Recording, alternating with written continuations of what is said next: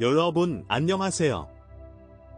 2018년 스타일 변경 이후 스포티지는 업데이트된 전후면 광학장치, 범퍼, 라디에이터 그릴은 물론 더욱 스타일리시하게 디자인된 인테리어로 더욱 성숙해지고 성숙해졌습니다. 그러나 가장 중요한 것은 1.6리터 엔진 대신 184마력의 직접 연료 분사 기능을 갖춘 2.4리터 자연 흡기 4초가 등장했으며 디젤 엔진에 새로운 8단 자동 변속기가 장착되었다는 것입니다. 가솔린 엔진은 여전히 잘 알려진 6단 유체역학과 함께 작동합니다. 이에서 언급했듯이 우리 시장용 자동차는 칼리닝그라드 공장의 조립 라인에서 나옵니다. 그들은 페인트 작업이 가장 내구성이 떨어지는 원인이 된 것이 러시아 조립이라고 말합니다. 실제로 이것은 사실이 아닙니다. 국산차의 경우 품질도 좋지 않습니다. 그러나 신체의 부식 저항력에 대해서는 의심의 여지가 없습니다. 칩과 긁힌 자국이 나타난 후에도 이 장소에 철, 은 녹슬지 않은 상태로 유지됩니다. 그러나 러시아 조건에서는 크롬 부품이 매우 빨리 마모됩니다. 첫 번째 겨울이 지나면 코팅이 흐려지고 나이가 들면서 부풀어 오를 수도 있습니다. 호드 잠금 장치도 약한 것으로 나타났습니다. 그건 그렇고 보증 대상 자동차의 경우 잠금 장치는 일반적으로 무료로 업데이트되었습니다. 그러나 아뷰리 및 뒷유리 워셔 노즐과 동일합니다. 그들도 위험에 처해 있습니다. 부품 가격이 꽤 비싸고 두 번째 소유자의 주머니에 큰 흠집을 내지 않을 것입니다. 그러나 추가 방음 장치를 설치하려면 더 많은 것을 포크해야 합니다. 동시에 크로스오버를 더 조용하게 만들고 싶은 사람들도 그리 적지 않습니다. 제 생각에는 표준 버전에서도 자동차가 너무 시끄럽다고 할 수는 없습니다. 그러나 내부 장비에는 주의가 필요할 수 있습니다. 스포티지에서는 스티어링 휠과 기어, 레버의 덮개가 매우 빨리 마모되고 운전석이 밖으로 앉습니다. 마감재도 고급스럽고 조립도 매우 깔끔합니다. 자동차에는 전자 제품이 상당히 촘촘하게 들어있지만 고장이 자주 발생하지 않습니다. 이것으로 기아 스포티지는 완전히 괜찮습니다. 소유자는 하향등과 안개등 전구가 주기적으로 꺼지는 것에 대해 종종 불평합니다. 보통 1년에 한 번씩 교체됩니다. 헤드 광학 장치에 투명한 플라스틱이 마모되어 매우 빨리 흐려진다고 말해야 합니다. 처음에는 연마가 도움이 되지만 점점 더 헤드라이트가 어두워집니다. 따라서 많은 소유자는 우선 헤드라이트 장치 또는 심지어 차체 전체를 예약합니다. 때때로 중앙 잠금 시스템, 파워 윈도우 및 멀티미디어 시스템 작동에 오작동이 발생합니다. 2018년 현대화 이후 가솔린 엔진 라인은 2.0리터, 150hp 및 2.4리터, 184hp 용량의 자연 흡기 4개로 구성되며 이는 선험적으로 신뢰성과 내구성이 뛰어난 것으로 알려져 있습니다. 이전에는 2리터 엔진이 실린더 피스톤 그룹의 긁힘으로 어려움을 겪었습니다. 이는 일반적으로 오일 레벨 부족과 촉매 고장이라는 두 가지 이유로 발생했습니다. 첫 번째 이유로 모든 것이 다소 명확합니다. 액체 윤활유 수준이 낮기 때문에 오일 부족이 발생합니다.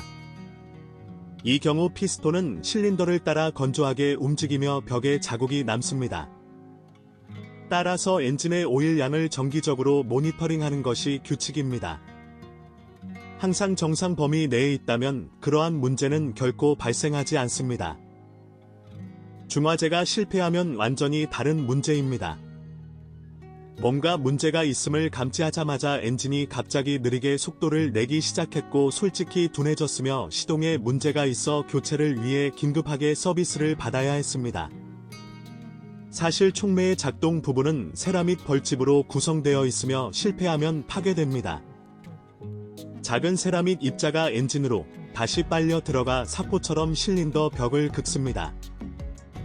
엔진 수리 또는 실린더 블록 교체가 보장된다는 점을 고려하십시오. 그러므로 중화제를 주에 깊게 관찰하고 제때에 교체하십시오. 일부 소유자는 실패한 촉매를 잘라내고 소위 미끼를 설치합니다. 오늘날 이러한 문제는 아직 완전히 치료되지는 않았지만 덜 자주 발생합니다. 두 가솔린 엔진 모두 가스 분배 메커니즘 드라이브에 금속 체인이 있습니다. 규정된 서비스 수명은 약 20만 킬로미터입니다. 실제로 그녀는 더 많은 것을 견딜 수 있습니다. 현재까지 조기 사슬 신장 사례는 기록되지 않았습니다. 그러나 수명사에서 5년이 지나면 가솔린 엔진은 실과 오일실이 말라서 오일이 땀을 흘리기 시작할 가능성이 높습니다. 사실 엔진에는 우리에게 익숙한 가스킷이 없습니다. 엔진의 모든 부착물은 실런트에 장착되어 5에서 6년 사용 후 건조됩니다. 185마력 터보 디젤에서도 같은 문제가 일반적입니다.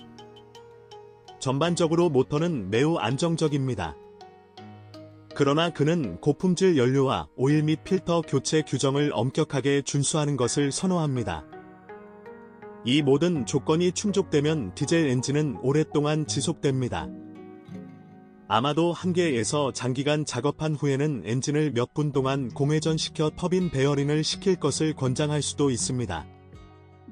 현대식 중유 엔진에는 특별히 추가 타이밍이 필요하지 않지만 그럼에도 불구하고 이 권장 사항은 불필요하지 않습니다.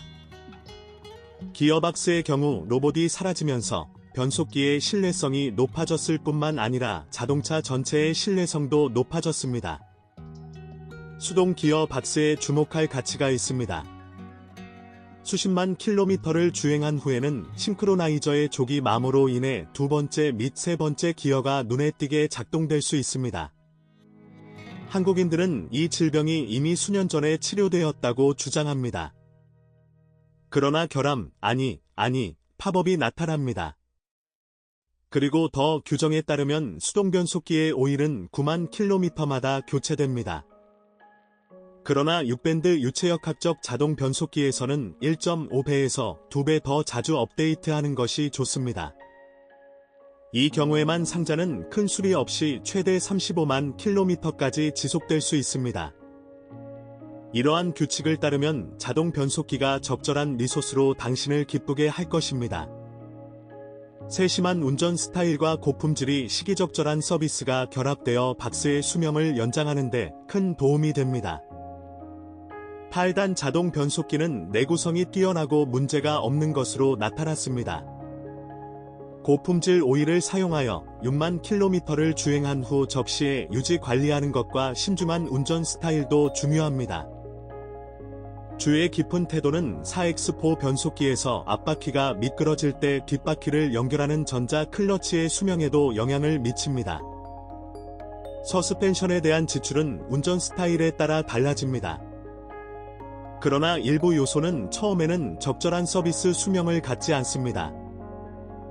예를 들어 충격 흡수 장치는 항상 필요한 만큼 오래 지속되지 않으며 5만에서 7만 킬로미터에서 누출되기 시작합니다. 고장이 나면 표준 예비 부품 대신 잘 알려진 브랜드의 정품이 아닌 부품을 설치하는 것이 좋습니다.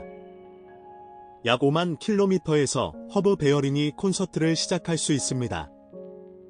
서비스 수명은 일반적으로 2배나 길지만 때때로 울부짖기 시작합니다. 같은 시간에 전면 스트럿의 베어링이 삐걱거릴 수 있습니다. 스티어링 휠을 돌릴 때 삐걱거리기 시작합니다. 그러나 리어 캘리퍼가 막히면 브레이크 메커니즘에서 삐걱거리는 소리가 발생합니다.